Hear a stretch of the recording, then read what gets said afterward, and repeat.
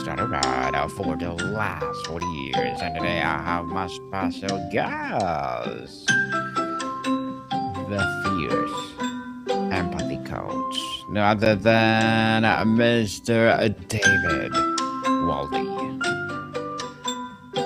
Great to be here, brother.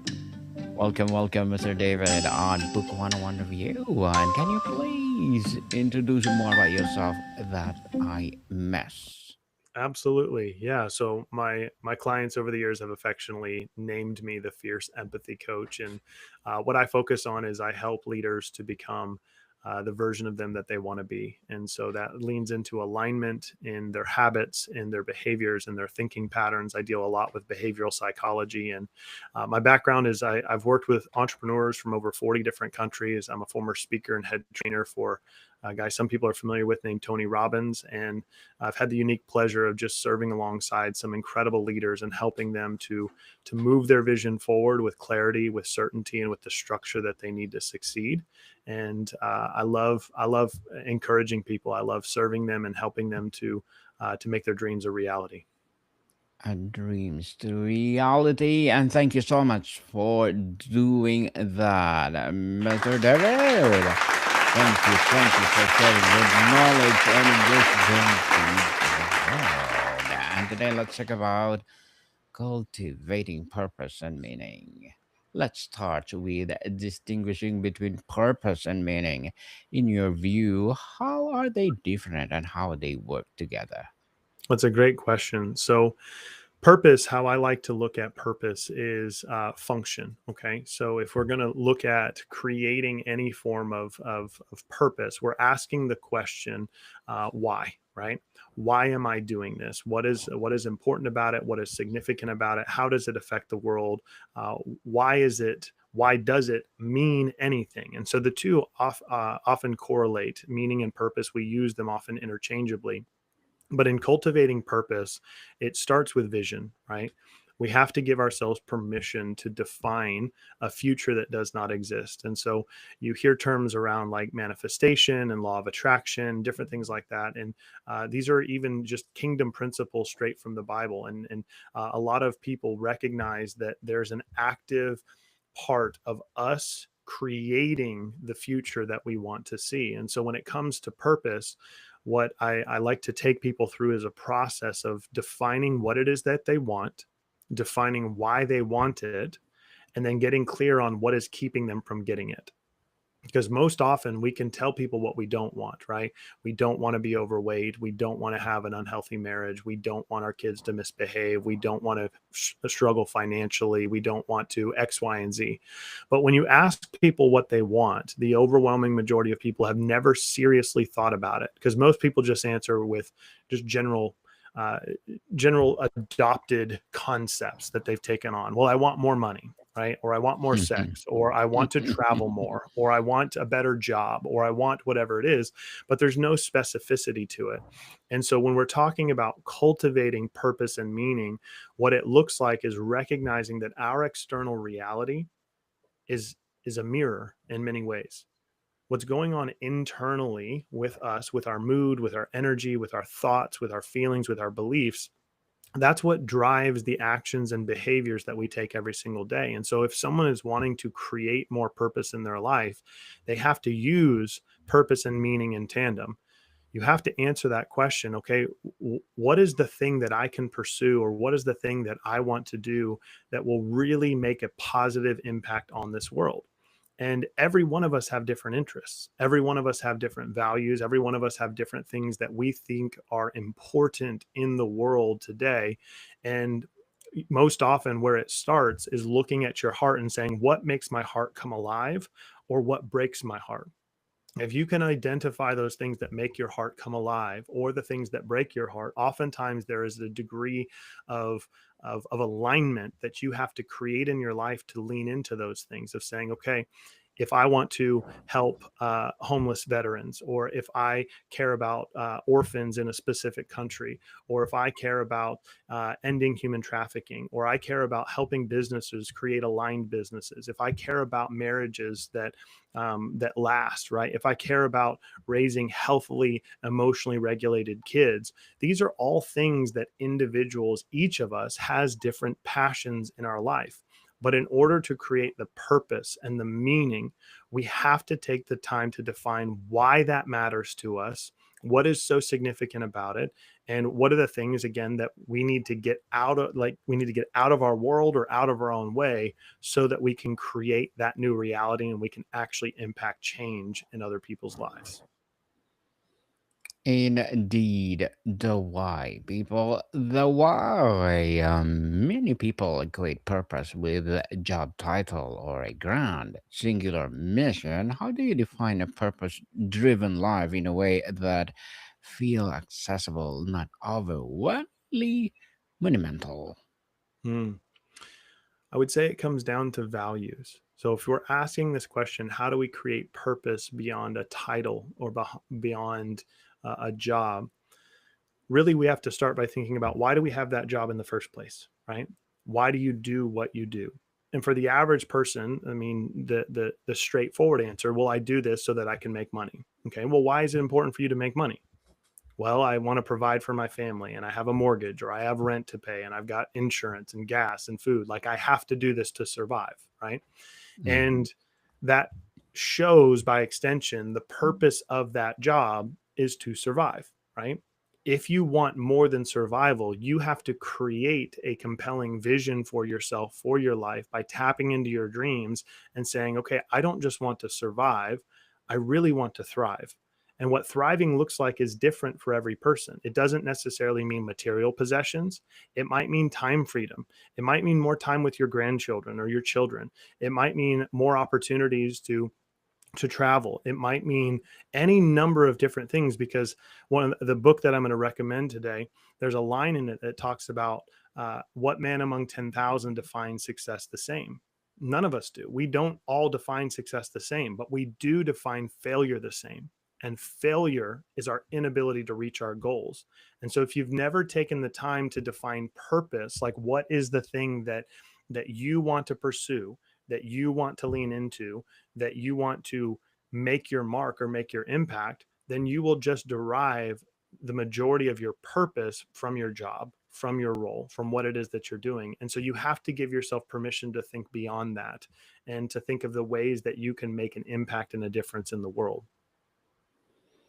Mr. David, tell us, is purpose something we discover or something we cultivate and construct through our choices and actions? What are the implications of each view? It's a beautiful question. And for most of my life, Daniel, I thought that purpose was something I was going to discover, right? Everyone says, find your purpose, find your purpose, find your purpose. And I think that that has done a lot of damage to a lot of people, because they've lived their entire lives just hoping and praying that one day they'd find their calling or their purpose in life. Instead of, like, to what you said, I believe now that purpose is something that is cultivated, it's something that's created, and it's done by finding ways to add value to other people. Because all of us are selfish to a degree. We're focused on ourselves, what we want, what we need. But the moment that you shift away from that and you step into a mode of living that is focused on making the lives of everyone around you better, without belittling yourself, without thinking of yourself less, right? It's focusing on adding value. And that is what so many of us miss, because the purpose and the meaning is created in the process of taking action, of finding ways that we can serve, inspire, encourage, build up, be there for those people that are around us. Because most of us are just stuck in our heads in our own little world, and we don't realize that the connection that we crave, the fulfillment that we crave, the love that we crave, the things that we most desire in life are found in giving our life away.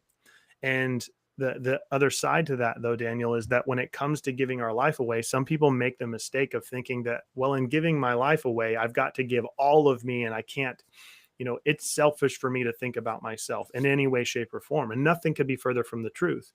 You focusing on becoming the best version of yourself in your body, in your mind, in your spirit, in your relationships, you taking time to work on yourself is one of the greatest gifts that you can give to other people, because it allows you to show up and to support them and serve them and be the best that you can be. And that is actually what creates the purpose and the meaning that many of us think that we're just going to find one day. We're going to find why we're alive or why we were put here on earth. And I see so many people who go their entire life hoping that they're just going to find it one day. And you don't. You don't just find it one day. It has to be intentionally cultivated and created. And the image that I use for this, Daniel, is very simple. If people think about a garden, right? A Hmm. garden is something that must be cultivated. It has lots of different plants. It has lots of different, you've got fruit trees and vegetables, all sorts of different things. Each one of those things have to be nurtured and cared for. And where I think a great example, just imagine a very large garden and there's this giant oak tree in the garden. We look at the lives of other people and we look at the oak tree and we feel less than. We see people in our industry, or maybe if you're an author or you're an aspiring author, or you've read a book and you've attended a conference or you're around different people, we compare ourselves to that oak tree and we feel less than. We feel like a little acorn instead of recognizing that the potential of an oak tree is the same potential of an acorn, but their capacity is not the same. Their capacity is significantly different. If you gave the same amount of water you give to an oak tree to an acorn, you would drown it. And so, what we have to do is to look at our lives and say, okay, what is my current capacity? Where am I overstretched? Where am I overdrawn? Where do I need to create little moments and pockets in my day that I am focused on serving others, that I'm focused on helping others, that I'm focused on bettering myself at the same time? Because it's in that process that purpose is cultivated, much like a garden. It's not something that you just construct, that's an inorganic thing like building a building. It's something that is gradual, but it takes intentionality. Very well said and empowering answer, Mr. David. Our audience love your answer. Thank you for that empowering. The search of the barriers. What is the most common emotional or psychological block you see to keep people feeling stuck, adrift, or convinced they have no real purpose? Hmm. It's identity. 100%. What you believe you are, you are. And this is one of the things that it sounds overly complicated, but it's not. And I'll give a very simple example. If you had two people, one of them identifies as a runner and the other says, I'm not a runner. Okay. And you were to look at their two lives, you put them on stage and you ask the runner and say, are you a runner? They say, yes, I am a runner. For the rest of the audience that hears that, they would then think it's very strange for someone who identifies as a runner to not go run, right? That would be weird. It would be very weird for somebody like, I'm a runner, but I never run. Because by extension, you're like, no, you're not a runner because you don't do that, right? So Mhm. identity informs behavior. And so if you have someone that does not identify as a runner, it would be very weird for them to go running because they identify as someone that is not a runner. If you identify as a failure, right? If this is what you believe is who you are, then it's only natural that most of the things that you're going to do are going to confirm your identity. You're going to fail and keep failing and fail and fail and fail and fail because that's what you believe about yourself. That is who you say that you are. But if you believe that you're a success, then the things that you do are going to be successful. So all of this comes down to identity and who you believe that you are. And for me, I happen to be a Christian. My values are aligned with the Bible. And so for me, what I do is I have to align what I think and what I believe about myself with with what the Bible says, whether I agree with it or not. And for anyone, like, I know everyone has different belief systems, different value systems. The same principle remains. Your values, your faith, whatever it is, the things that you value and prioritize in your life, those inform what you believe about yourself. And if you have beliefs about yourself that are not helping you to live an enriched life full of connection and joy and fulfillment, and having the opportunity to build relationships and experience contentment in life, no matter your circumstances, then I think that you're missing the point. And the point of all of this is recognizing I am what I believe I am. If you do not believe something about yourself, then of course you're not going to act like it. Of course you're not going to behave like it. Of course you're not going to see the results in your life, because every part of how our brains are hardwired, when you look at behavioral psychology and neuroscience, is that if you believe something about yourself, it informs what you think about. What you think about informs how you feel, and what you feel informs your actions and behaviors. So if you have a limiting belief about what's possible in your life, you're going to think thoughts about why you're not capable, why you're not good enough, why you're too old, why you're too young, why you're disqualified. It's called confirmation bias. Every one of us have it. We will look for every evidence that there is to confirm what we believe about ourselves. And when you think those thoughts, you feel a certain feeling. You feel bad. You feel incapable. You feel less than. You feel unworthy. You feel disqualified.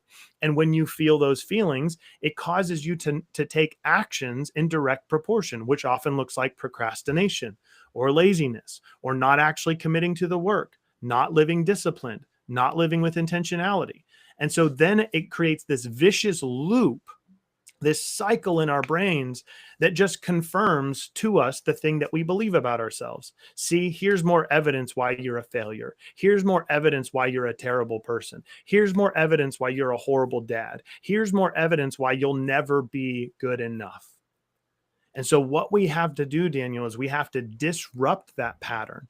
We have to recognize that if we're going to get out of this vicious cycle and spiral that sucks us into anxiety and frustration and fear and depression, or even worse things, or just keeps us from being the best that we can be, we have to disrupt the pattern. And that means that you have to start the process of persuading and selling yourself on the idea that you're something different than what you currently believe that you are. Because what you currently believe you are is based on your past, your upbringing, your traumas, your parents, your lack of parents, your teachers. And so what we believe has all of this baggage, all of this weight, all of this pain, the betrayal, the hurt, the anger, the disappointment. We carry all of that, not realizing that that has overshadowed who we really are. So we're wearing all of these different things that we've carried with us from our past, not realizing if we would start to let some of those things go, we would find that who we truly are underneath the surface is not who we think that we are. Interesting, Mr. David. As the fierce empathy coach, what are your short term and long term goals? My short-term and long-term goals. A great question. So short term, I would say, is to have an incredible Christmas with my family. I've got 4 beautiful kids, and my wife and I, we've been married going on 12 years. And so for me, in the short term, is to have a beautiful December, enjoying our time together. I'm working on a little bit of weight loss. I've got about 10 pounds